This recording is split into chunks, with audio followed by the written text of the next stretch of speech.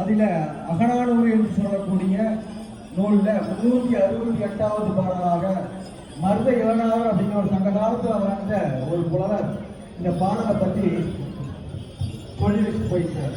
என்ன அப்படின்னு பார்த்தீங்கன்னா, இந்த பாடல் இந்த ஆட்டம் எங்கே ஆடுவாங்க அப்படின்னு பார்த்தீங்கன்னா, மாரியம்மன் கோயிலில் விடிய விடிய இடுப்பு கீழே பெரும் மணிகளை கட்டிக்கொண்டு மேலநகரங்களோடு ஆராதனம் செய்து கொண்டு, அதாவது மாரியம்மனை ஈர தெய்வமாகவும் அதுக்கு முன்னாடி வைக்கக்கூடிய அக்னி கட்டிய நெருப்பு தெய்வமாக முழக்கூடிய வாக்கியம் இருந்திருக்குது.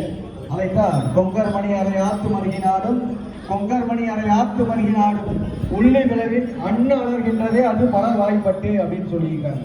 அதாவது இந்த ஆட்டம் கொங்கு நாட்டு பகுதியில் ஆடக்கூடிய ஆட்டம் மிக சிறப்பான ஒரு ஆட்டத்தை வெளிப்படுத்தி இருக்கிறாங்க நம்முடைய முன்னோர்கள்.